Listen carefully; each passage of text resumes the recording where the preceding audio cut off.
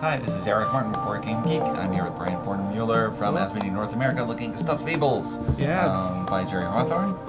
Did Mice and Mystics. Very famous, and now he's sort of like entered this other little fantasy world. Yeah, so I mean, it's definitely, you can tell the guy who did Mice and Mystics did stuffed Fables here.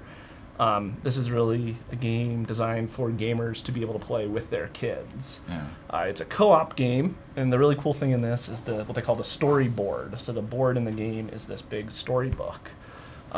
So it's a cooperative game. You're going through, you're playing stuffed animals that trying to protect the little girl from in all these different stories that are happening in it. So like the first story in the game is the little girl's bed being taken, or crib being taken away, and sleeping in a real bed for the first night, and Stitch, the old cobbled together Stuffy, telling them, okay, now we're all going to need to get together to protect her from the monsters in the bed. So this is all kind of the preamble that you're reading before the game starts, and as you get to the ends of sections, it'll tell you to turn the page, and so you'll see a lot of times the left-hand page here is going to be a new board, right? So you'll put your characters out here on the board, and enemies will also be on the board. So there's a grid here, and then over here you're gonna have kind of the backstory that you read on here, little bits of rules or whatever that'll set up the section.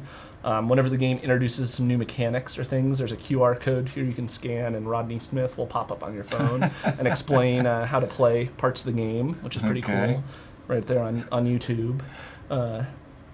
And so yeah, you're playing through this game. It's cooperative. It's relatively straightforward for gamers, but there's some interesting choices.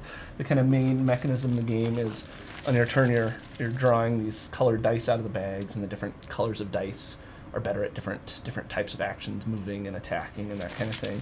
And then when you pull out black dice, it's going to go over here on this track with the monsters, and that's when they're going to activate, and they have a very simple sort of AI that they follow to tell you how they interact on the board. But what's cool is, I mean, you're going through these different stories, and you just kind of never know what you're going to find after you turn the pages and go to these different fantastic And each one locations. is individual scenario, or yeah, I guess some of them combine together. There's 7 stories. They all sort of stand alone. It's not like you're leveling up or whatever throughout, so you can just kind of play each one, and there's an order to them, sort of an overall story, but to keep it simple, it's each stand alone, and they're all sort of based off of different kinds of things that are relatable to kids.